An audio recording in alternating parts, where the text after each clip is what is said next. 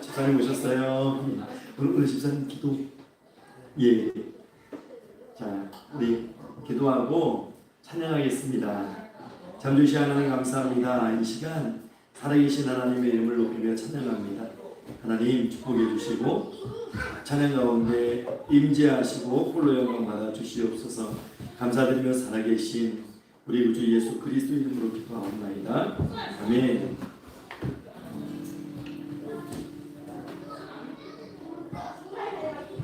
예, 찬양하겠습니다. 네, 이 연결됩니다.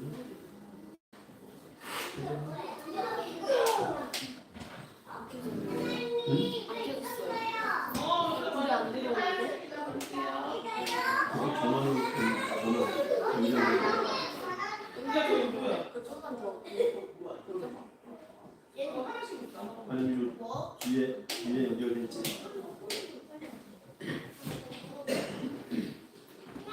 아니 이거 자체가 그냥 그러니까 이거?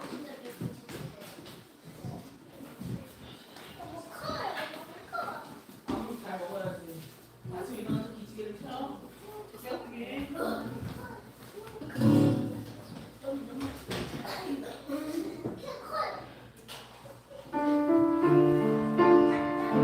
주께 엎드려 경배드립니다.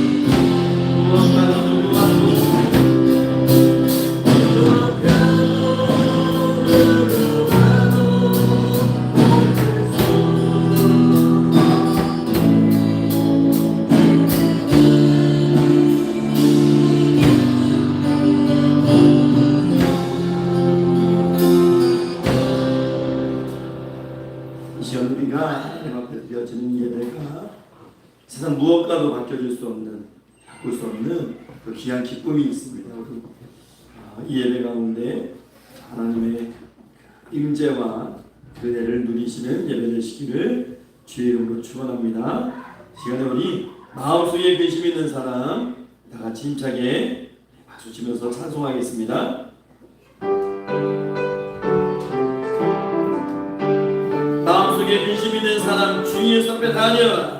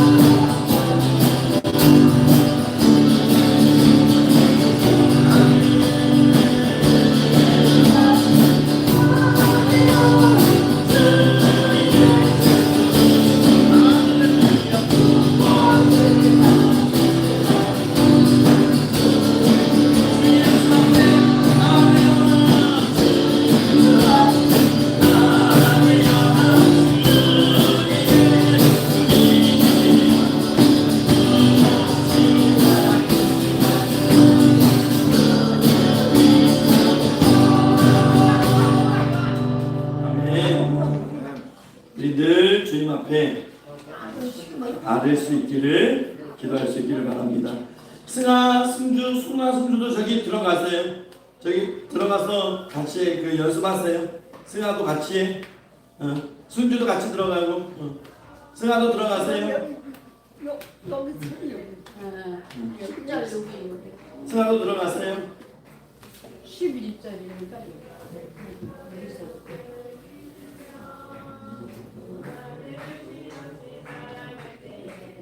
자,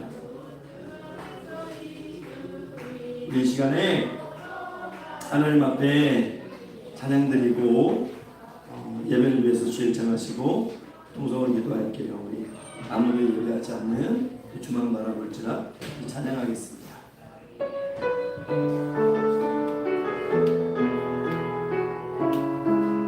아무도 예배하지 않는 그곳에서 주를 예배하리라.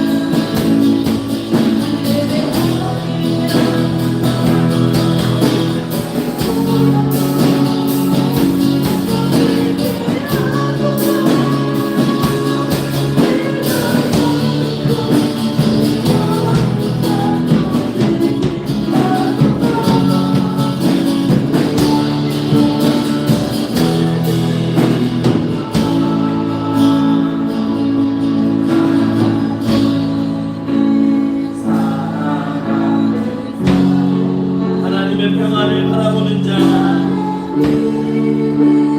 평안을 바라 너의 모든 것 창조하신 우리 주님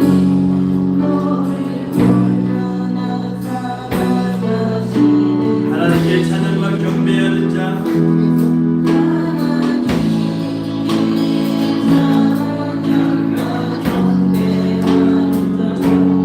하나님께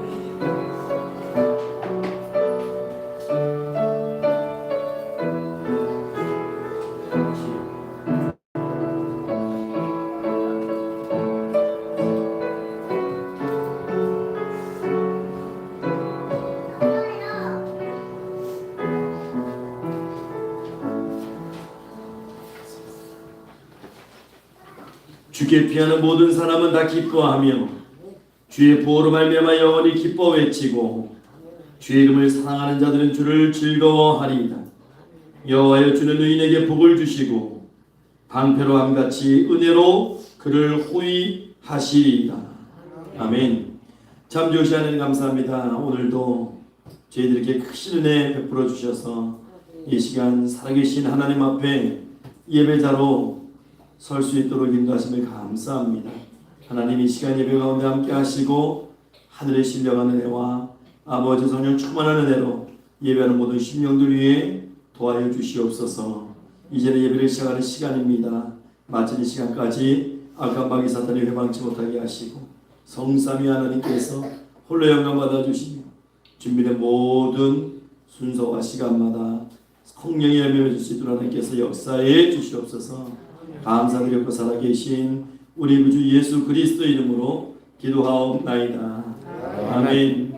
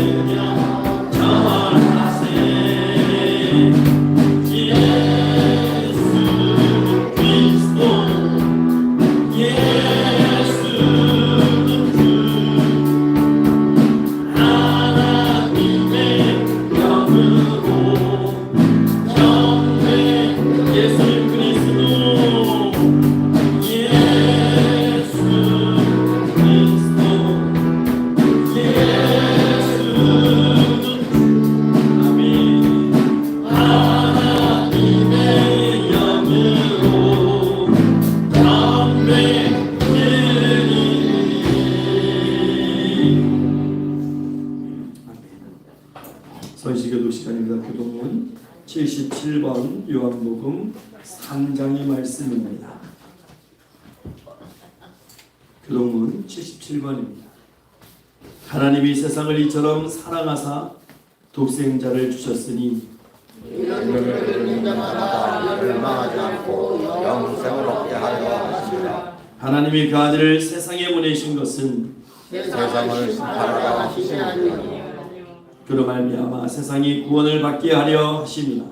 그를 믿는 자를 심판받지 아니하는 것이요 믿지 아니하는 자는 하나님의 독생자의 이름을 믿지 아니하므로 벌써 심판을 받은 것이니라. 그 정죄는 이것이니 곧 빛이 세상에 왔으되 사람을 자기의 힘과 악함으로 빛보다 어둠을 더 사랑하는 것이니라.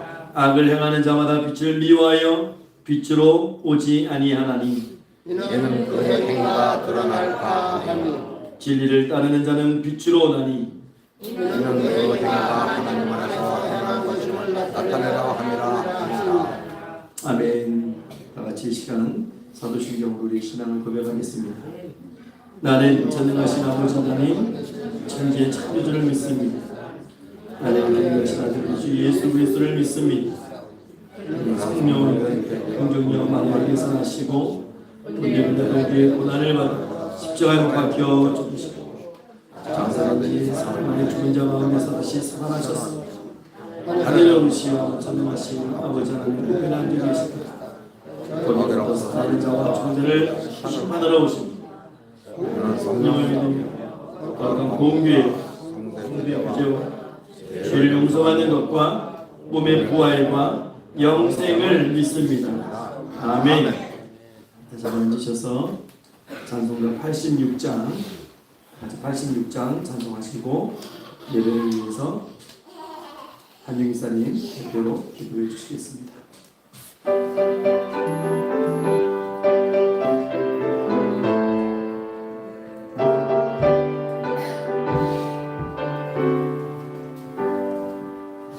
내가 늘지 않은 예수 나의 상처 입으신 영을 불쌍하게 여기사 위로하여 주신 믿으신 나의 좋은 친구 내가 의지 않은 예수 나의 사모하는 친구 나의 기도 들으사 응답하여 주시니 믿으신 나의 좋은 친구 주의 손을 의지하고 살땐 나를 해할 자가 없도다 주님 나의 마음을 크게 위로하신 믿으신 나의 좋은 친구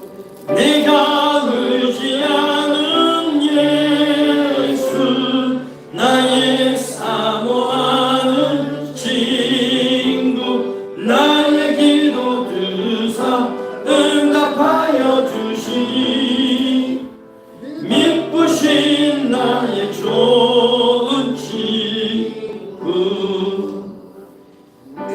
요단강 건너가며 마음이 두려웠었던 때도 주가 인도하시니 어찌 두려워하냐 믿으신 나의 좋은 친구 내가 의지하는 예수 나의 사모하는 친구 나의 기도 들으사 응답하여 주시니 믿으신 나의 좋은 친구 천국에 올라가서 모든 성도들과 다 함께 우리 들을 구하신 주를 찬양하리라 믿으신 나의 좋은 친구 내가 의지하는 예수 나의 사모하는 친구 나의 기도 들으사 응답하여 주시니 믿으신 나의 좋은 친구 아멘.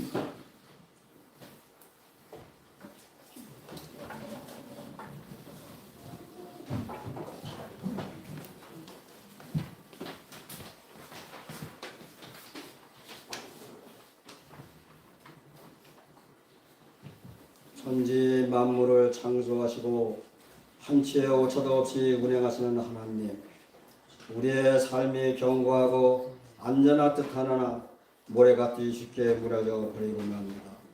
무너진 삶을 다시 세워주시고 잊어버린 찬양도 다시 채워주소서. 하나님의 노염은 잠깐이요 은총은 영원하신 줄 믿습니다. 우리가 얻지 못하면 구하지 않기 때문이요 구하지도 않으면서 안 주신다고 불평하였던 것을 용서하여 주소서. 그리하여 받지 못하면 잘못 구함이기 때문입니다. 주님의 뜻을 무시한 채 내 뜻만 주장하지 않았는지 돌아보게 하소서. 바르게 구해도 믿음이 없으면 응답받지 못했다 하셨는데 의심하였던 것을 불쌍히 여겨 주시고 확신 중에 바르게 구하여 응답하게 하소서. 지난 한 주간도 방황하며 목마른 채로 살아왔습니다. 우리는 바른 길로 인도하사 좋은 것으로 영혼 채워주시고 허락하신 구원의 진리를 마음껏 누리게 하여 주시며 주를 존중하며 여호와 집에 영원히 거하게 하소서. 또 단상에 세우신 주의 종 조성은 목사님 성령을 덧입혀 주셔서 항상 건강 챙겨주시며 귀한 말씀 전하게 하시오. 주시고 모든 성도들께 축복 내려주시고 근심 많은 자 찬송하게 하여 주소서. 주께 찬양드리는 모든 이에게 축복 내려주시며 특히 베네센 찬양팀 꼭 기억하시어 기관 입구로 쓰임받게 하여 주소서. 아멘. 주님이 아름다운 성전 아름다운 교육을 성전에 실었습니다. 성전에 빈자리가 있사오니 채워주소서. 아울러 성도님들에게 마음의 상처 육체의 질병 십자가의 보혈로 깨끗이 씻어주시고 주님의 말씀을 순종하시는 성도님들 되게 하게 하여 주소서. 감사드리며 살아계신 예수님의 이름으로 기도드립니다. 아멘.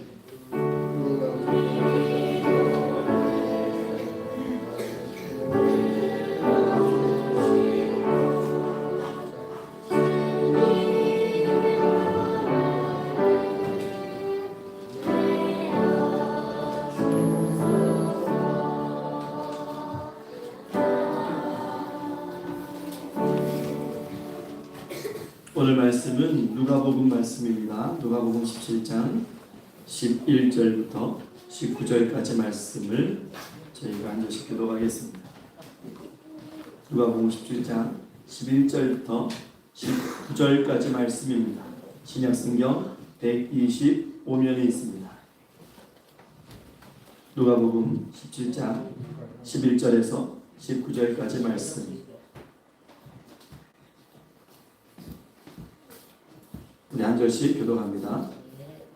예수께서 예루살렘으로 가실 때에 사마리아와 갈릴리 사이로 지나가시다가 한 번에 들어가시니 나는 환자 열명이 예수를 만나 멀리 서서 소리를 높여 이르되 예수 선생님이여 우리를 불쌍히 여기소서 하거늘 보시고 이르시되 가서 제사장들에게 너희 몸을 보리라 하셨더니 그들이 가다가 깨끗한 물을 받으니라. 그 중에 한 사람이 자기가 나은 것을 보고 큰 소리로 하나님께 영광을 돌리며 돌아와 예수의 말을 안에 엎드려 감사하니 그는 사마리아 사람이라. 예수께서 대답하여 이르시되 10사람이 다 깨끗함을 받지 아니하였느냐 그 ab은 어디 있느냐 이 너희 뇌는 하나님께 영광을 돌리고 돌아온 자가 없느냐 하시고 다 같이 읽겠습니다. 그에게 이르시되 일어나 가라 내 믿음이 너를 구원하였느니라 하시더라. 아멘.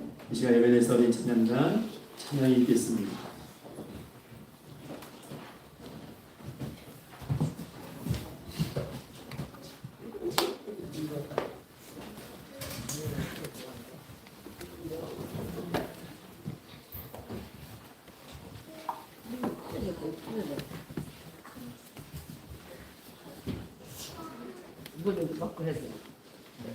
얘들아 좀만 더 왼쪽으로.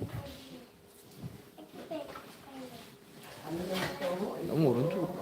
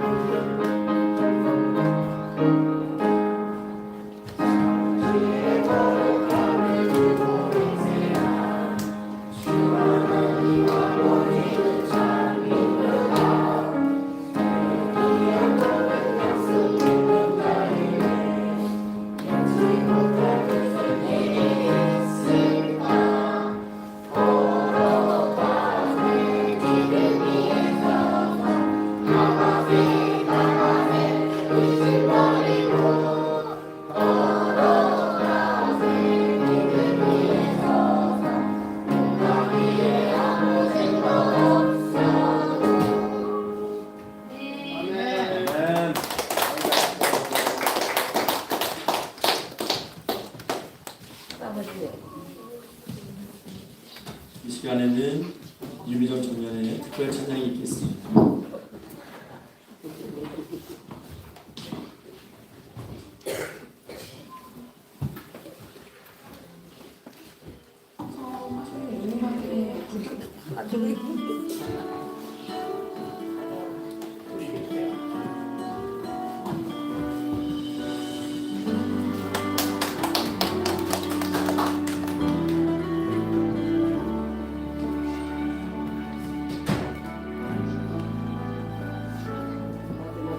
나를 버리고 그의 길을 가는 것 세상 그 무엇보다 어려운 내려놓은 내 안에 예수 그것만 생각할 때 하늘의 그 손이 일하시네. 그분의 마음 그분의 시선 그분의 원하심을 내 맘에 두는 것 십자가 그 길 그곳에 나설 때 주님 나를 통해 일하시네. 그 사랑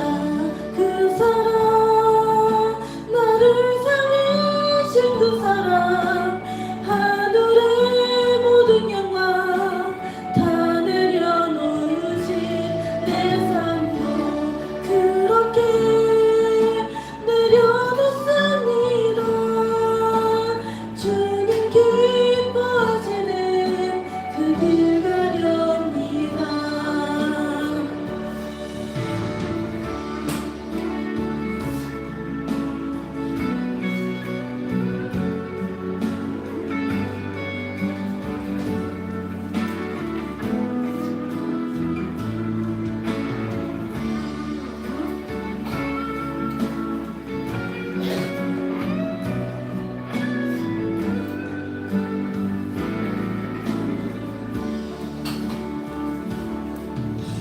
그분의 마음 그분의 시선 그분의 원하심을 내 맘에 두는 것 십자가 그 길 그곳에 나설 때 주님 나를 통해 일하시네. 그 사랑 나를 살리신 그 사랑 하늘의 모든 영광 다 내려놓으신 내 삶도 그렇게 내려놓습니다. 주님 기뻐하시는 그 길 가렵니다. 나를 향한 그 사랑 온 땅을 덮고 나를 주님의 길로 인도해 주시네. 그 사랑 나를 살리신 그 사랑 하늘의 모든 영광 다 내려놓으신 내 삶도 그렇게 내려놓습니다. 주님 기뻐하시는 그 길 가렵니다. 내 삶도 그렇게 내려놓습니다. 주님 기뻐하시는 그 길 가렵니다. 주님 기뻐하시는 그 길 가렵니다.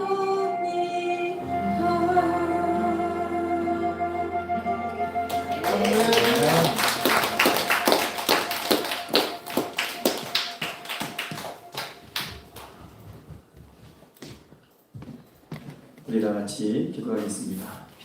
전주시 하나님 감사합니다. 이 시간 살아계신 하나님 말씀 앞에 섭니다. 말씀으로 교훈하시고 온전히 깨닫는 은혜를 이 시간 예배 참된 모든 시민들에게 허락해 주시옵소서. 감사드리옵고 살아계신 우리 구주 예수 그리스도 이름으로 기도하옵나이다. 아멘. 할렐루야. 이 시간 하나님께서 찾으시는 예배자 되시기를 축원합니다. 오늘 누가복음 17장 11절에서 19절까지 말씀을 읽었습니다. 우리 제목도 한번 다 같이 읽어볼까요? 시작. 그 아홉은 어디 있느냐? 오늘 주님께서 친히하신 말씀이시죠. 그 아홉은 어디에 있느냐? 갑자기 날씨가 굉장히 좋아진 것 같아요. 참 아름다운 날씨를 우리에게 허락해 주셨고 형형색색의 꽃들이 피고 있고 또 바닥에 떨어진 그런 꽃들도 보면 참 어제 아이들하고 이렇게 그 꽃잎을 밟아보면서 참 이쁘더라고요. 색이 꽉 찬 색도 있고 덜 물든 색도 있고 참 갖가지 아름다운 그런 꽃비가 내리고 있습니다. 오늘 하나님께 감사하는 우리의 삶이 되기를 주님 축원합니다. 어떤 동네에 성실한 이발사가 있었어요. 근데 그 동네 목사님이 하루는 머리를 자르러 왔습니다. 잘 깎아드렸겠죠. 그리고 나서 목사님이 돈을 내려고 하니까 목사님 오늘은 돈을 받지 않겠습니다. 제가 그냥 하나님 앞에 봉사 한 셈 치겠습니다. 왜요? 목사님이 늘 하나님을 위해서 그렇게 헌신하고 봉사하시니까 저도 하나님께 헌신하고 봉사하는 마음으로 이발비를 받지 않겠습니다. 네, 목사님이 집에 오니까 너무 고마운 거예요. 그래서 선물을 좀 사가지고 고맙다는 마음으로 이발소 앞에 이렇게 놓고 옵니다. 그 다음날 경찰관이 또 이발을 하러 갔어요. 열심히 깎아줬겠죠. 그리고 나서 또 돈을 안 받아요. 돈을 주니까 오늘은 돈을 받지 않겠습니다. 왜요? 지역을 위해서 봉사하시는데 저도 오늘 경찰관님을 위해서 제가 봉사하는 셈 치겠습니다. 또 돈을 안 받았어요. 경찰관이 집에 가서 곰곰이 생각해보니까 되게 고마운 거예요. 그래서 카드를 가지고 빵을 몇 개 사가지고 또 이발소 앞에다 갖다 놨어요. 며칠이 지났어요. 이번엔 국회의원이 찾아왔어요. 높으신 분이잖아요. 그러니까 열심히 깎아드렸어요. 그리고 돈을 내려고 하니까 또 돈을 안 받는 거예요. 오늘 돈을 안 받겠습니다. 왜 안 받습니까? 나라를 위해서 헌신하시고 봉사하시는 분들인데 제가 오늘도 나라를 위해서 헌신하는 마음으로 그렇게 돈을 받지 않겠습니다. 그거 갔어요. 그 다음날 이발사가 이제 아침에 출근을 했는데 기겁을 하는 거예요. 봤더니 인근에 막 국회의원들이 막 줄을 서가지고 서로 다 공짜로 깎으려고. 우스갯소리지만 우리가 감사할 수 있다는 게요. 참 쉬운 것 같진 않아요.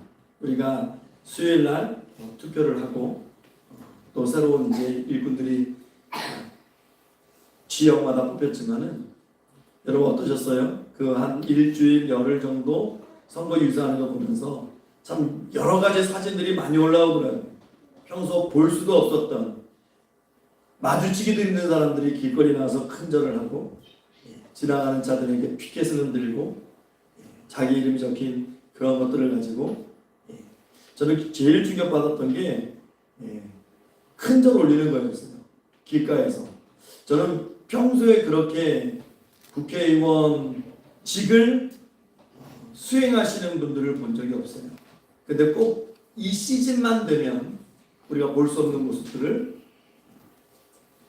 보게 되는 그런 진풍경이 이루어지죠. 늘 감사하다고 이야기하는데 근데 우리의 한번 신앙과 생활도 한번 되돌아보면 우리는 하나님 앞에 우리도 그러지 않을까 하는 생각을 해요. 평소에는 하나님 의지하지 않고 하나님 찬양하지 않고 하나님 경배하지 않고 하나님 예배하지 않고 하나님 신뢰하지 않고 있다가 어려움이 닥쳤을 때 또는 내가 해결할 수 없는 또는 내가 이루고 싶은 것들이 있을 때 그때만 하나님께 나가서 하나님 이거요 하나님 저거요 마치 우리도 그때만 하나님께 큰절 올리듯이 그러니까 감사를 표현한다는 것은 그리 쉬운 일이 아닌 것 같습니다. 여러분 오늘 우리가 읽은 성경도 말씀도 그렇죠. 10명의 나병 환자 우리가 다 아는 이야기잖아요. 10명의 나병 환자예요. 그러니까 한센병을 갖고 있는 사람들입니다. 옛날 말로 하면 문둥병자죠. 나병 환자들이 10명이 있는데 이들이 예수님을 만나게 돼요. 근데 가까이 못 가요. 나병이기 때문에 이게 저주받은 병입니다. 당시 이스라엘 유대인 사회에서는 이 불치의 병을 갖고 있으면 저주받아요. 이 병이 있는 사람이 일반 사람하고 접촉이 있게 되면 일반 사람들이 부정한 자가 됩니다. 그리고 마을에서 거부하죠. 그러니까 멀리 서서 예수님께 외치는 거예요. 예수님께 다가가지도 못하고 멀리 서가지고 오늘 성경 보면 소리를 높여서 이릅니다. 예수 선생님이 우리를 불쌍히 여기소서. 예수 선생님이 우리를 불쌍히 여기소서. 예수님 보니까 너무 안 됐어요. 격리된 사람들 아닙니까? 집에도 못 돌아가요. 사회에서도 인정 못 받아요. 아무것도 할 수 없는 그런 사람들입니다.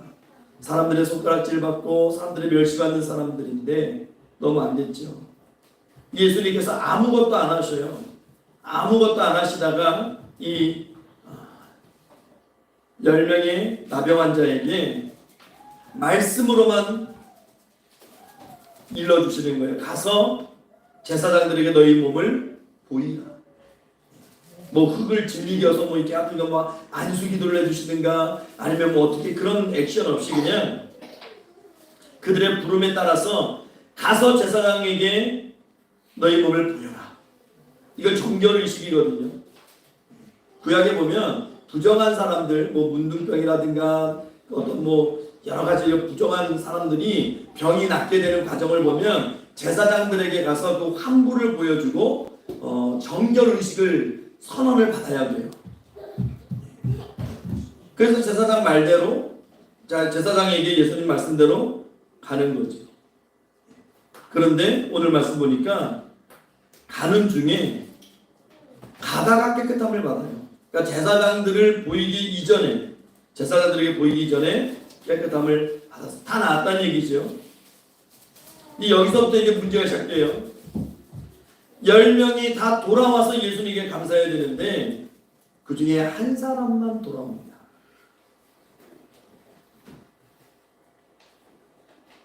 우리 성경 15절과 16절 한번 읽어볼게요. 성경 15절과 16절을 다시 한번 읽어보겠습니다. 시작.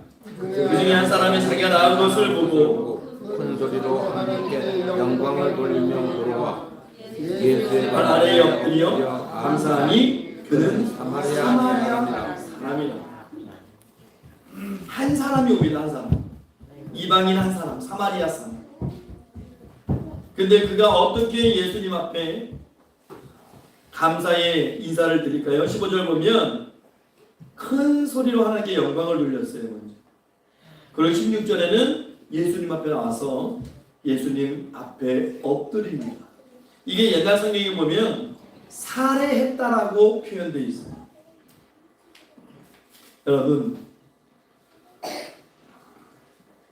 여러분들 기도 가운데 응답받았을 때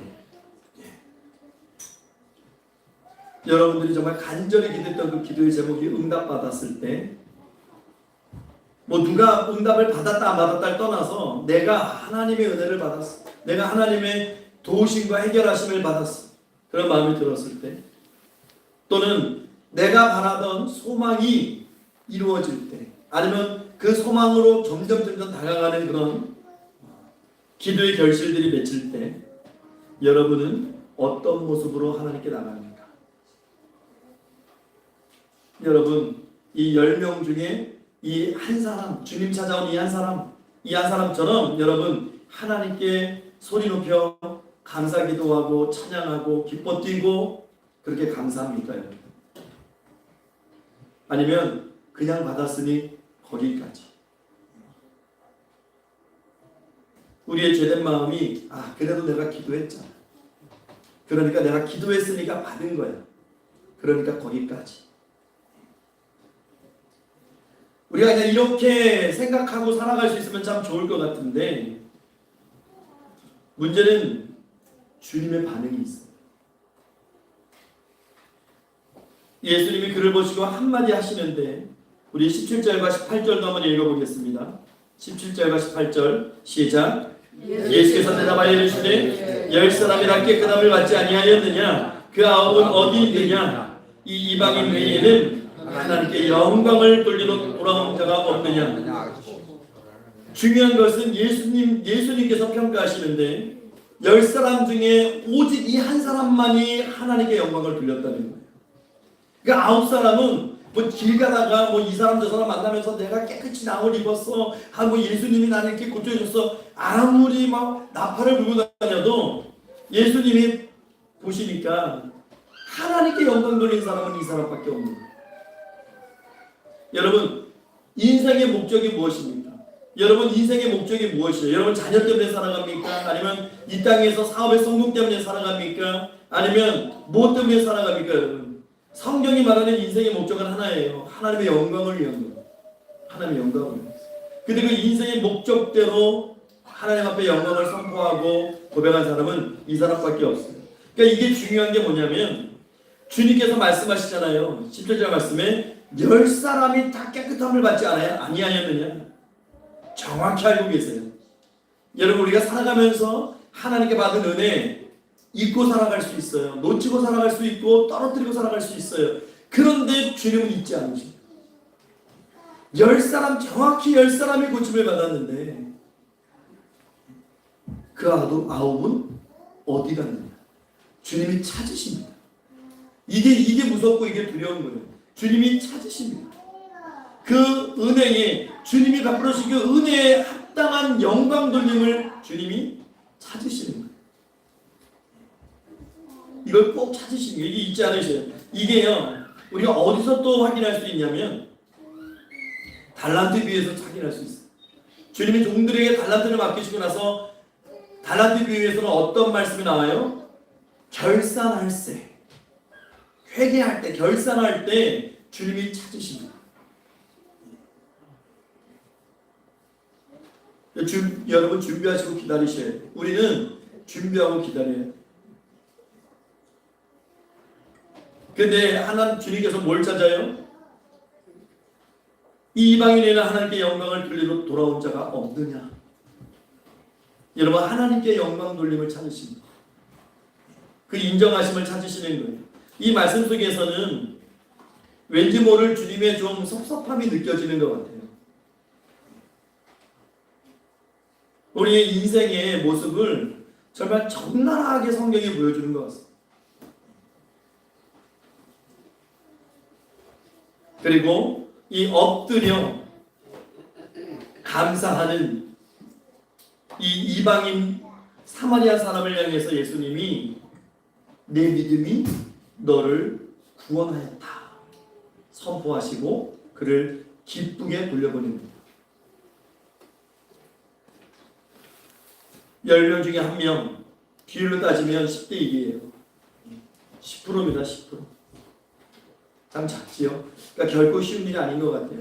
우리가 10명 중에 1명 10%니까 그 중에 내가 1명이겠지라고 생각하겠지만 내 삶에 대입을 해보면 혹 하나님이 나에게 주신 은혜 가운데 내가 혹시 10% 정도밖에 감사하지 못하고 있는 것은 아닐까 하는 두려운 마음이 있죠. 내가 하나님이 내게 베풀어 주신 그 수많은 은혜 가운데 내가 인지하고 내가 고백하고 영광 돌린 것은 10중 하나 정도밖에 되지 않을까 하는 그런 생각까지도 듭니다. 감사는 아무나 할 수 있는 것이 아니구나 하는 것을 다시 한번 생각하게 되죠. 그리고 여러분 감사를 어떤 사람이 할 수 있을까요? 우리가 그것을 살펴보고자 하는 거예요. 어떤 사람이 되어야 내가 하나님 앞에 온전히 감사할 수 있을까? 첫 번째가요, 은혜를 깨달은 사람만이 감사할 수 있습니다. 우리 한번 따라해 볼까요? 은혜를 깨달은 사람이 감사할 수 있습니다. 예. 그 중에 한 사람이 은혜를 깨달은 사람입니다. 우리도 얼마나 많은 은혜 받았습니까? 구원의 은혜 받았지요. 죄사함의 은혜 받았지요. 인도하심의 은혜 받았지요. 때마다 매 수시마다 간구할 때마다 하나님께서 응답하시는 은혜 받았지요. 내가 구하지 아니한 것까지도 내가 누리는 그런 은혜 다 받았습니다. 그런데 우리 그것에 얼마나 하나님 앞에 감사하고 영광을 드릴까요? 우리 가정으로 한번 예를 들어볼까요? 요즘은 뭐 젊은 부분들은 부부들이 뭐 애들 1명 2명 낳아요. 근데 제 세대만 해도 뭐 서너 명은 기본이었던 것 같아요. 많이 낳으셨던 그런 베이비 부스가 있었는데, 예를 들어 볼게요. 한 가정에 3명의 자식이 있다고 보세요. 큰애는 대학원을 나왔어요. 둘째는 대학교를 나왔어요. 셋째는 고등학교까지만 나왔어요. 예를 드는 거예요. 그러면 이 3 아들 중에 누가 부모가 가장 많은 돈을 투자했을까요? 뭐 우리가 딱 상식으로 해도 대학원까지 다녔던 아이에게 부모가 더 많은 투자를 했겠죠. 그러면 그 대학원 나온 자녀가 부모에게 가장 효도할까요? 아니면 대학교 나온 자녀가 효도할까요? 아니면 고등학교만 나온 자녀가 효도할까요? 여러분, 어떤 자녀가 부모에게 효도할까요? 그 셋 중에 부모에게 효도하는 자녀는요, 부모의 은혜를 깨달은 자녀가 효도하는 거예요. 대학을 나왔던, 고등학교를 나왔던, 대학원을 나왔던 그 은혜를 깨달은 자가 효도하는 겁니다. 신앙도 마찬가지예요. 신앙의 세계도 하나님의 은혜를 깨달은 사람만이 하나님께 감사할 수 있는 거예요. 오늘 본문에 보세요. 9명이 유대인들입니다. 유대인들은 어려서부터 쉐마 교육에 자라났던 사람들이에요. 어려서부터 태어나면 귀에다 대고 하나님 그리고 어려서부터 경전을 읽히고 말씀을 외우게 하고 그런 종교적 사회 속에서 살아가고 있었던 사람들, 어떤 경로를 통해서 그들이 나병을 얻게 됐는지 모르겠지만 율법을 이방인보다는 좀 더 가까이 했던 사람들이 유대인들이에요. 그러니까 오늘 돌아와서 주님 앞에 엎드려서 감사했던 이 유대인, 이 이방인보다는 그래도 하나님에 대해서 좀 더 아는 지식을 갖고 있었던 사람들입니다. 그런데 그들이 병고침 받았을 때 예수님께 돌아오지 않습니다. 그냥 자기가 할 길 딱 가는 거죠. 근데 주님이 말씀하시잖아요. 이방인, 18절에 이방인, 사마리아 사람입니다. 사마리아 사람. 유대인들에게 굉장히 천대받고, 어느 정도냐면요, 그냥 쉽게 생각하면 예전에 일제강점기 시대에 일본 사람들이 우리 한국 사람들, 조선인들을 조선직이라고 하면서 납작하고는 그것보다 더 심한 관계라고 보시면 돼요. 그런데 그가 하나님께 와서 감사와 영광을 돌리는 거예요. 어떤 마음이었을까요? 나는 예수님께 이런 고침을 받을 만한, 은혜 받을 만한 자격이 없는데, 아마도요, 어떻게 보면 9명의 유대인 무리 중에 1명의 이방인이 끼어 있었던 것은 특수성이에요. 특수성. 왜냐하면 그 9명이 유대인이라고 자랑할 게 없거든요. 나병 환자예요. 유대 사회에서 철저히 분리된 사람들이고 저주받았다고 손가락질하는 사람들이니까, 그런 손가락질 받은 사람이니까 이방인쯤 하나 우리 무리에 섞여 있었다고 해서도 뭐, 그러니까 이방인 입장에서는 그냥 거기 끼어 있었던 거죠. 그런데 감사했을 거예요. 난 유대인도 아닌데 아마 저 예수님께서는 유대인들 고쳐주시려고 하실 것 같은데 나까지 그냥 엉겹거리 치료받았네. 감사한 거죠. 그 은혜가 막 깨달아지는 거예요. 은혜가 깨달아지면 막 하나님을 찬양하지 않고는 견딜 수가 없는 거죠. 여러분, 구약 성경에 이 은혜를 깨달은 사람이 있어요. 이 은혜를 깨달으니까 막 가만 못 있어요. 그래서 그가 고백합니다. 우리 시편 116편 12절 말씀 한번 읽어볼게요. 시편 116편 12절 시작. 내게 주신 모든 은혜를 내가 여호와께 무엇으로 보답할까? 다윗의 고백입니다. 다윗은요 하나님의 그 은혜가 하나하나 정말 뼛속 깊숙이까지 막 느껴지는 거예요. 그러니까 뭐라고 시를 씁니까? 내게 주신 이 모든 은혜를 내가 여호와께 무엇으로 보답할까? 내가 여호와께 무엇으로 보답할까? 여러분 이게 다윗의 기도 제목이었고 다윗의 고민이었어요. 내가 여호와께 무엇으로 보답할까? 여러분 이런 고민하시기를 주님 축원합니다. 왜 이런 고백을 다윗이 했을까요? 다윗은요 자기 과거를 알잖아요. 다윗의 가정이 뭐 굉장히 대단한 가정입니까? 그렇지 않아요. 다윗이 뭐 엄청난 사람입니까? 목동입니다.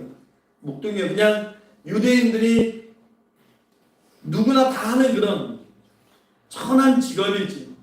그런데 다윗에게 하나님의 기름을 부어주시고 왕으로 삼아주셨어요. 그 은혜를 잊지 않는 거예요. 그 은혜가 잊혀지지 않는 거예요. 내가 받은 이 모든 은혜를 내가 여호와께 무엇으로 보답할 수 있을까? 여러분 이런 고민하셔야 되는 거예요. 우리가 살아가면서. 그리고 사무엘하 7장 18절에 다윗의 고백도 한번 살펴보겠습니다. 우리 한번 같이 읽어볼게요. 사무엘하 7장 18절 시작. 다윗 왕이 여호와 앞에 들어가 앉아서 이르되 주 여호와여 나는 누구이오며 내 집은 무엇이기에 나를 여기까지 이르게 하셨나이까. 이게 무슨 고백이에요? 내 집안이 볼품없는 집안이고 내가 내놓을 만한 집안의 출신도 아니고 나는 천한 목동 출신인데 이 귀한 자리까지 왕의 자리까지 하나님이 나를 인도하시고 그냥 왕의 자리에서 끝나는 것이 아니고 나를 통해서 하나님의 나라가 확장되어지는 도구를 쓰시는 것을 고백하는 거예요. 여호와 앞에 들어가 앉아서 이릅니다. 여러분 하나님 앞에 가서 우리가 고백해야 돼요. 여러분 이런 기도 해보셨어요? 하나님 내가 누군데 내가 뭐라고 나를 여기까지 이 복을 주셔서 이끌어 주셨습니까? 여러분 이런 기도가 날마다 우리 입술 가운데 있어야 돼요. 다윗이 하나님의 은혜를 깨달은 사람, 하나님의 다윗에 가만두실 리가 없죠. 하나님의 은혜를 찬양하는 그 입술을 하나님이 가만두실 리가 없어요. 우리도 그렇지 않습니까? 우리가 예수를 구주로 영접하기 전에는 구원받지 못한 인생이었고 우리도 유대인들 입장에서 보면 이방인들이에요. 다 외인들입니다. 외인. 소망 없는 자고 절망에 빠진 자고 유대인들은 유대인 이외의 사람들을 위해서 지옥이 존재한다고 생각하거든요. 그렇다면 그들의 시각에 보면 우린 지옥 자식들이에요. 근데 이 나라에 고작 한 100년 정도의 복음이 전파되고 나서 너무나 감사한 것이 우리가 1800년대 사람도 아니고 1700년대 사람도 아니고 이 시대에 우리가 이 땅을 살아가면서 예수 믿는 사람으로 살아갈 수 있다는 것. 이게 은혜 받은 사람만이 깨달을 수 있는 큰 이게 감사의 조건 아닙니까? 또 우리도 이런 고백을 하면서 살아야 되는 거예요, 사실. 여러분 일본에 마스시다 정규회사라고 있어요. 거기 고노스케라는 회장이 있는데 거의 일본에서는 경영의 신으로 평가받는 사람입니다. 그래서 불경기가 있는데도 그 회사는 아주 계속 성장하고 발전해요. 그러니까 그 일본의 젊은 계층의 아이들이 우리나라의 삼성, LG, SK, 현대 그런데 취업하기를 원하는 것처럼 이 마스시다 정규회사를 굉장히 선망한다고 하는데 근데 여기는 마지막 최종 입사 단계에서 회장하고의 면담을 해야 돼요. 근데 이 회장의 질문이 좀 재밌습니다. 면접자에게 꼭 이 질문을 한다고 그래요. 당신이 이 회사에 들어올 때 이 회사 입사 원서를 넣을 정도로 탁월한 재능을 소유하고 있는데 당신은 그 재능을 소유하게 된 이유가 운이 좋아서라고 생각합니까? 아니면 열심히 노력의 결과에 열매라고 생각합니까? 그럼 대부분 많은 사람들이 노력의 결과라고 왠지 좀 운이라고 하면 좀 이상하잖아요. 그런데 운이라고 하면 합격해요. 근데 노력의 결과라고 다 떨어진다는 거예요. 그래서 기자가 질문을 해요. 그 기준이 뭡니까 도대체? 그 답의 기준이 뭡니까? 그러니까 이 고노스키 회장이 얘기하는 게 내가 운이 좋아서 이 회사의 면접 자리까지 왔다라고 고백하는 사람들은 대부분 그 사람들의 마인드가요. 되게 내 인생이 누군가의 도움이 있어서 이 자리까지 왔다라는 마인드가 밑에 깔려 있다는 거예요. 그런데 내가 노력해서 이 자리까지 왔습니다. 이렇게 얘기하는 사람들은 이제 자기 잘났다고 이렇게 하는 거죠. 그래서 이 사람들이 언제 차이가 나냐면 회사가 어려울 때 내가 운으로 이 자리까지 왔습니다. 누군가의 도움으로 내가 이렇게까지 성장할 수 있었고 내가 이 자리까지 왔습니다 하는 사람들은 회사가 어려울 때요. 정말 자기 일처럼 나서가지고 일을 한다는 거예요. 그런데 내가 피나는 노력을 했어. 내가 똑똑했어. 내가 열심히 했어. 내가 이 자리까지 왔습니다 하는 사람들은 늘 부정적이고 비판적이고 회사가 나에게 정당한 대우를 해주지 않는 것 같아. 불만이 있다는 거예요. 그러니까 장기적으로 보니까 회장 입장에서는 그런 사람들은 회사의 발전에 큰 도움이 되지 않다. 여러분 이 운이 좋다고 하는 것, 이 표현을 우리 신앙적으로 한번 얘기해 볼까요? 바꿔서 신앙적으로 이 운이 좋다고 하는 것을 신앙적으로 얘기하면 내 공로로 내 능력으로 어떤 내 힘으로 여기까지 온 것이 아니고 누군가의 도움으로. 근데 우리가 신앙적으로 해석하는 거니까 하나님의 은혜로 여기까지 온 거예요. 하나님의 은혜. 누군가의 도움 때문에 여기까지 왔다는 것이. 그게 은혜 아닙니까? 당연히 은혜를 느끼는 사람은 감사할 수밖에 없는 거예요. 이런 사람을 하나님이 찾으시는 겁니다. 예. 여러분 시편 우리 49편 20절 말씀을 한번 읽어볼게요. 귀한 말씀이 있는데 자, 다 같이 읽어보겠습니다.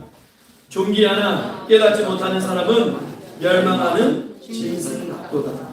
여러분 은혜를 깨달은 사람만이 감사할 수 있다고 했어요. 근데 성경에 뭐라고 말씀하냐면 존귀하나 깨닫지 못하는 사람은 멸망하는 짐승과 같다. 이 짧은 구절 말씀 속에 두 인생이 나오죠. 존귀합니다. 존귀한 인생이 나와요.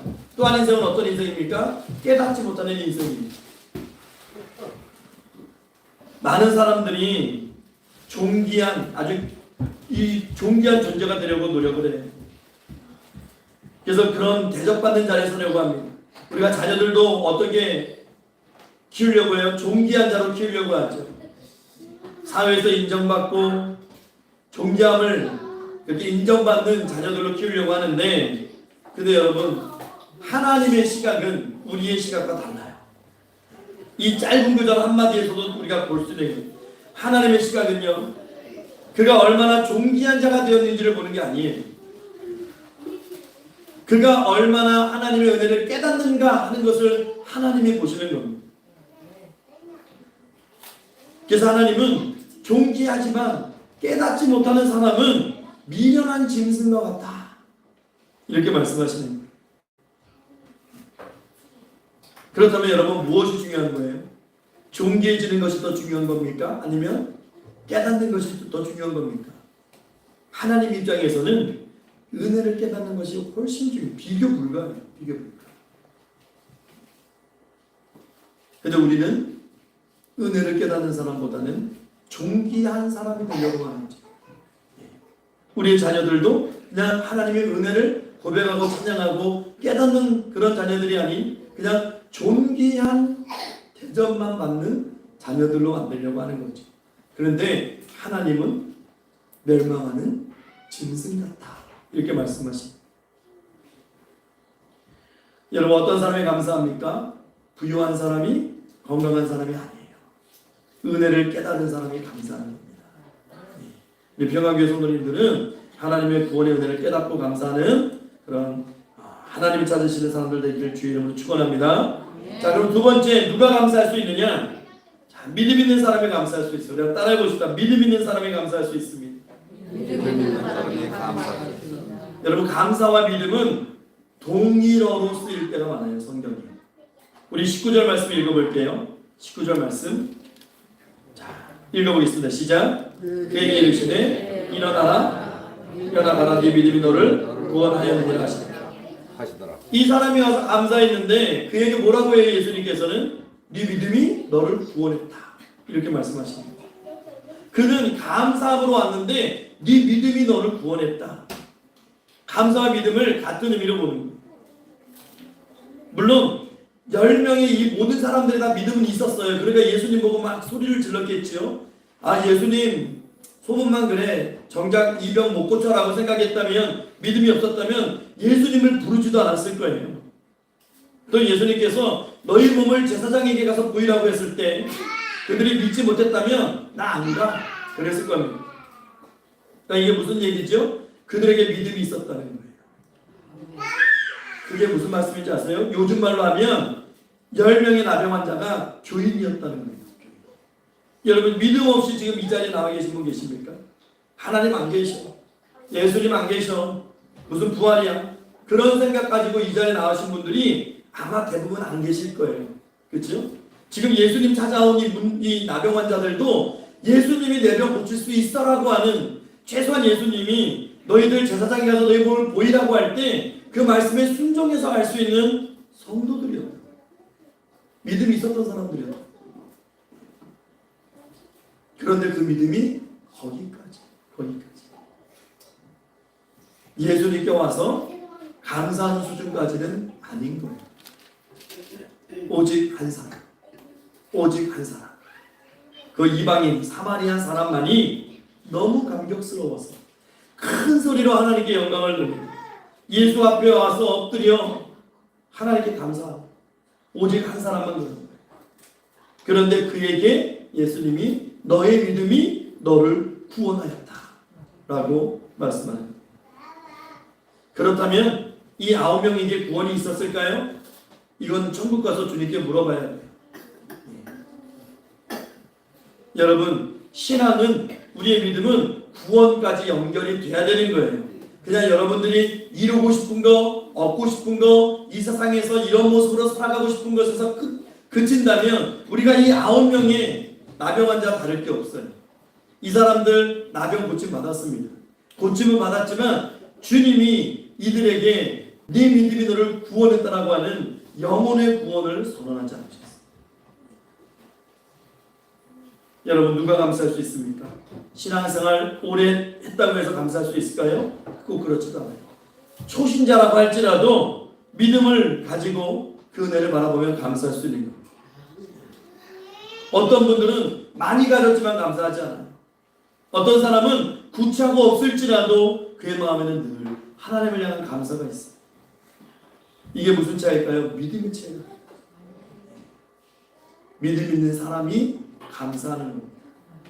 감사는요, 상황의 문제가 아니에요. 환경의 문제가 아니고, 감정의 문제도 아니고, 만족의 문제도 아니에요.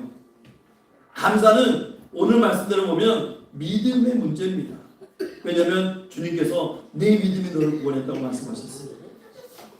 그럼 여러분, 우리 어떻습니까? 우리 뭐라고 기도해요? 하나님 앞에 하나님 믿음 주세요. 하나님 큰 믿음 주세요. 우리는 믿음 달라고 기도해요. 근데 믿음은 내가 노력해서 얻는 게 아니죠. 믿음은 하나님 주신 선물이에요. 은혜입니다. 근데 우리는 믿음을 달라고 기도하거든요. 이 믿음은요, 여러분, 제가 감사와 믿음은 같은 동일어로 쓰는 성경이 많다고 했어요. 이 믿음은 어떻게 우리에게 주어집니까? 여러분, 우리가 간구하면 돼요. 하나님께 기도하면 돼요. 그리고요, 또 믿음은 말씀을 봐야 돼요. 말씀을 듣고 봐야 돼요. 예배 드려야 돼요. 여러분, 맨날 집에서 앉아있고 하나님 계셔 해도 믿음 안 자라납니다. 왜냐하면 로마서 10장 17절 말씀 보면 믿음은 들음에서 난다고 그랬어요. 들음은 그리스도의 말씀으로 말미암는 거예요. 하나님의 말씀을 보고 예수 그리스도의 이 복음을 듣고 그래야 우리 안에 믿음이 성장하기 시작하는 거예요. 믿음은 무엇과 같다고요? 감사와 같다고요. 여러분, 하나님께 감사하는 인생이 어떤 인생인지 아세요? 하나님 앞에 예배하는 인생입니다. 그래야 감사가 소멸되죠. 감사가 소멸되면 하나님의 은혜가 머물지 않습니다. 여러분 윌리엄 로우라는 분이 엄숙한 부르심이라는 책에서 이렇게 말씀했어요. 세계 최대의 성자는 기도를 많이 하는 사람이 아니야. 금식을 많이 한 사람도 아니야. 구제를 많이 한 사람도 아니야. 세계 최대의 성자는 하나님께 범사에 감사하는 거야. 또 어떤 신학자분은 이렇게 얘기합니다. 믿음, 소망, 사랑 이것을 웅축시키면 하나다. 감사. 감사하는 사람이 믿음의 사람이고 소망의 사람이고 사랑의 사람이라는 거예요. 어떤 사람들은 감사할 일이 있어도 감사하지 않습니다. 어떤 사람들은 감사할 일이 있을 때만 감사합니다. 어떤 이들은 모든 경우에 범사에 감사합니다. 이걸 역으로 우리가 한번 반대로 우리가 감사는 내가 하나님께 드리는 거잖아요. 자, 세 가지 가 있었어요. 범사에 감사하는 사람이 있었고, 내가 감사할 일이 있을 때만 감사하는 사람이 있고, 내가 감사할 일이 있어도 감사하지 않는 사람, 세 가지 조건이 있죠. 이걸 우리가 하나님께 이 세 가지 조건인데 하나님이 그러면 이 세 가지 조건 그대로에서 우리에게 인생에 대입한다면 이렇게 설명할 수 있습니다. 모든 일에 감사하는 사람은 모든 일에 하나님의 축복을 받겠죠. 감사할 일이 있을 때만 감사하는 사람은 축복받을 일에만 축복을 받을 겁니다.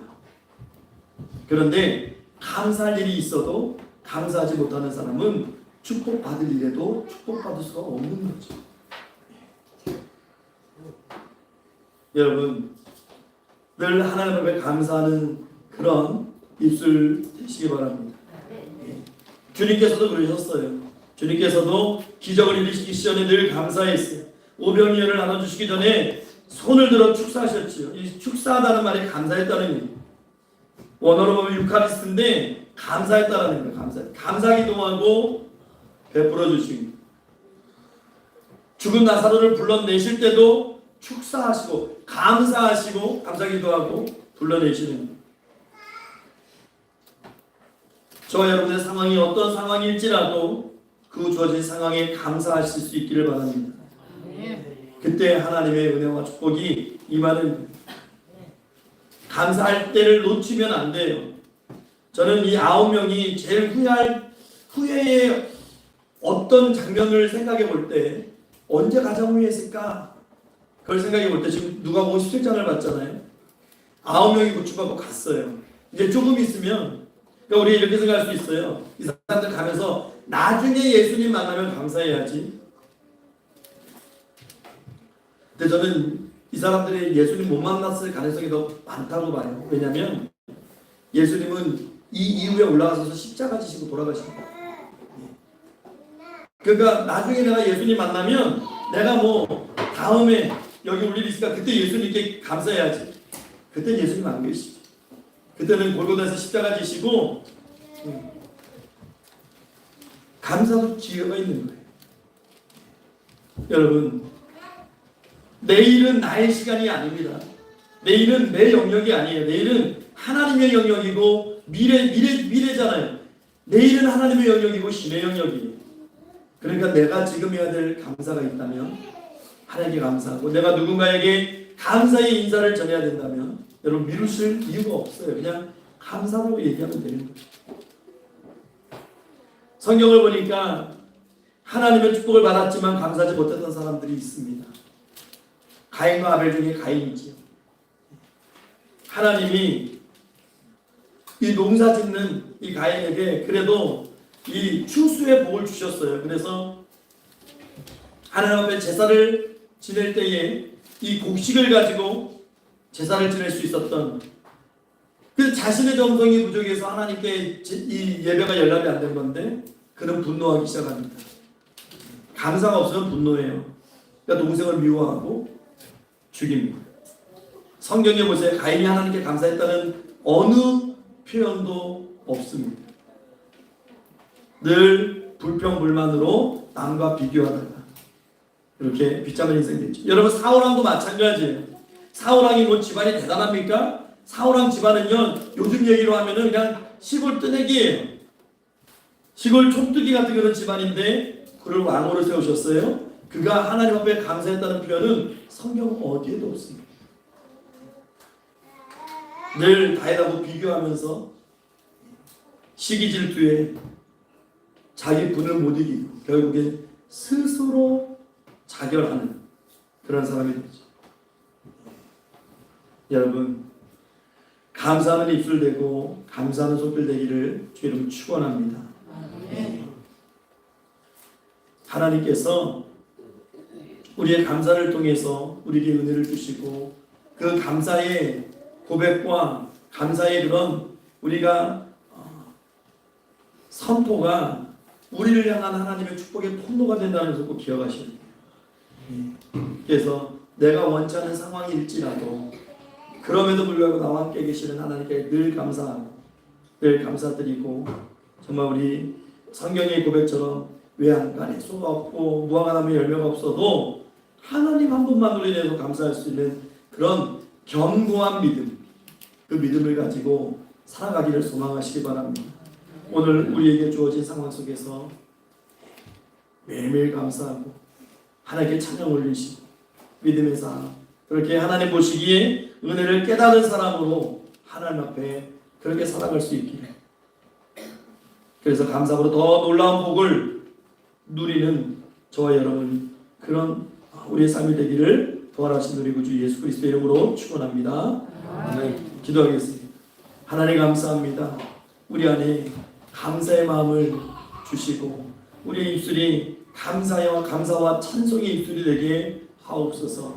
하나님 우리에게 주신 그 은혜를 아버지 가볍게 여기지 않게 하시고 하나님 그 은혜를 잃지 않게 하시고 하나님 늘 그 은혜 기억하고 바라보면서 하나님 찬양하는 삶이 되게 하옵소서. 감사드리며 살아계신 우리 구주 예수 그리스도 이름으로 기도하옵나이다. 아멘.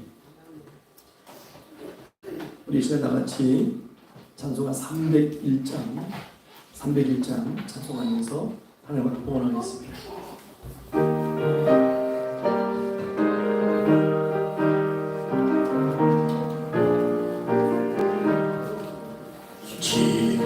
지금까지 지내온 것 주의 크신 은혜라 한이 없는 주의 사랑 어찌로 말하랴. 자라깨나 주의 손이 항상 살펴주시고 모든 일을 주 안에서 형통하게 하시네. 몸도 마음도 연약한 새 힘받아 살았네. 물 불듯이 부으시 주의 은혜 족하라.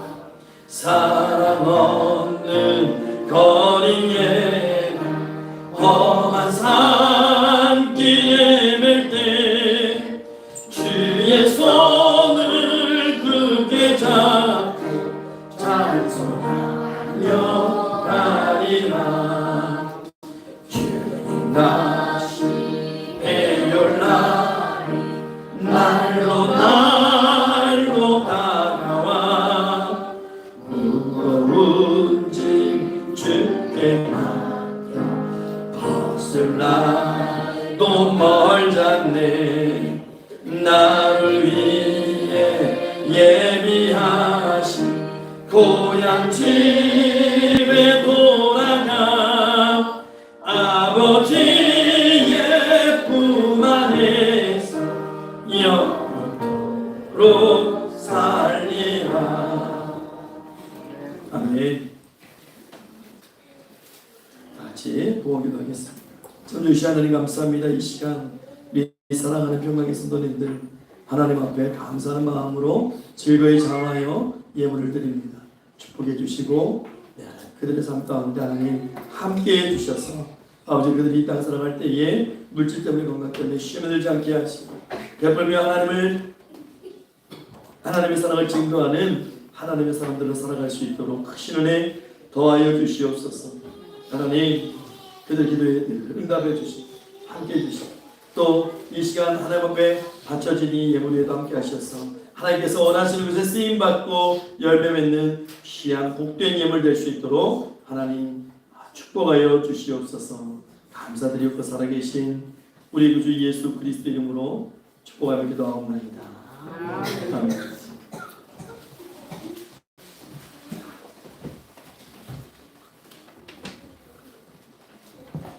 네. 뭐가 있어? 잡아. 성도의 교제 시간입니다. 우리 서로 다 같이 인사 나누겠습니다. 예, 주의 이름으로 사랑합니다. 반갑습니다. 예, 환영합니다. 축복합니다. 우리 교회 광고 조고 뒷면을 참조하시기 바랍니다.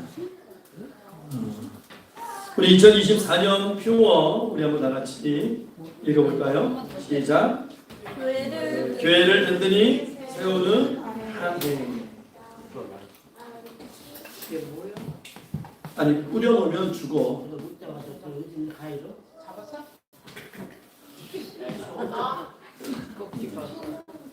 여러분 하나님 중심, 말씀 중심, 교회 중심의 신앙생활 하시기 바라고 우리 교회 목표를 위해서도 늘 기도하며 전도하는 교회들 되시기 바랍니다. 노예 목회사 설립을 위해서도 기도해 주시고 여러분 부활의 기쁨을 누리면서 주님을 찬양하는 기쁨의 4월 보내시기 바랍니다.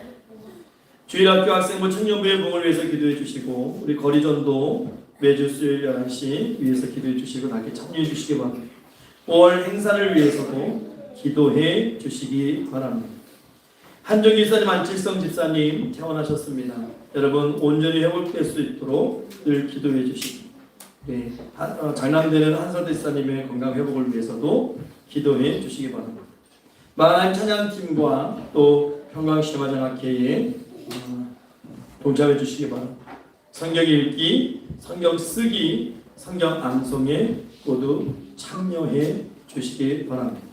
우리 이 시간 교우들을 위해서 기도하실 텐데 특별히 안칠성 집사님 또 한종기 집사님 온전한 치유를 위해서 교회를 위해서 여러분 이 시간 기도해 주시고 또 여기 교우 동정에 써있는 우리 성도님들의 이름을 호명하면서 사랑하는 가족을 위한 그 마음으로 이 시간 같이 통성으로 기도하겠습니다. 주여! 하나님 감사합니다. 은혜 가운데 아버지 오늘도 아버지 하나님 모여 예배할 수 있는 축복을 주시고 그 축복 가운데서 하나님 이 시간 아버지 우리 사랑하는 성도들을 위해서 서로가 서로를 사랑하는 마음으로 아버지 기도하게 하시면 감사합니다. 하나님 아버지 한중사님 아버지 하나님 축복하셨습니다. 주님 하나님 함께해 주시고 아버지 은혜 가운데서 붙잡아주셔서 아버지 하나님 그 심장을 지켜주시고 아버지 호흡을 지켜주시고 하나님 함께해 주시옵소서. 그리하여서 온전히 남은 일생 하나님의 영광이 있어 아버지 하나님의 영광 선포하며 살아가는 그 입술로 하나님의 아버지의 은혜를 선포하고 그 호흡으로 하나님의 은혜를 찬양하는 아버지 하나님 될 수 있도록 축복하시고 안제사님도 아버지 어깨 아버지 그 수술을 잘 지켜주시고 감사합니다. 이제 온전한 회복을 통해 있어 아버지 정말 강건한 어깨 하나님께서 아버지 회복시켜 주심이 하나님 함께 하시고 못디스커리 디스까지 깨끗하게 하시고 놀라운 은혜만 역사만 있게 하옵소서. 아버지 손님 목사님 아버지 주님 것 깨끗하게 하시고 아버지 하나님 유가사님 아버지 하나님 앞에 예배드리며 부족함이 없는 컨디션 되게 하시고 아버지 하나님 아버지 마지막 때에 아버지 하나님께서 온전히 깨끗게 하심으로 말미암아 아버지 참된 간인자로 쓰임받을 수 있도록 이제는 축복해 주시옵소서. 최난유사님 김사사님 아버지 하나님 정우사 사모님 정미사사님 아버지 하나님 건강 지켜주시고 아버지 우스갯소리도 기록 주셔서 아버지 하나님 앞에 부름받는 그날까지 아버지 예배드리며 부족함이 없도록 아버지 축복하시고 아버지 최연사님 머리 어지러운 것도 깨끗하게 하셔서 맑은 머리로 하나님 앞에 찬양할 수 있도록 예배드릴 수 있도록 축복하시고 임정사님 아버지 오갈 때 반응할 때마다 하나님께서 안전한 가운데 지켜주셔서 머리 따라 상하지 않도록 도와주시고 나중수 무사들이 아주 마음에 기쁨과 감사가 넘치게 하시고 어디로서는 떠나가는 아버지 놀라운 역사와 있게 하시고 아버지 성기로 공동체 위에 함께 하셔서 아버지 우리와 함께 하시고 이 공동체들을 통해서 이 교회들을 통해서 하나님의 사랑에서 역사하시고 선포되어지고 아버지께서 원하시는 모든 것들을 이루어드리고 아버지 올 때는 공동체 될 수 있도록 내주신 축복에 주시옵소서. 다 같이 일어나셔서 찬송가 620장 찬송하시고 또 예배를 마치겠습니다.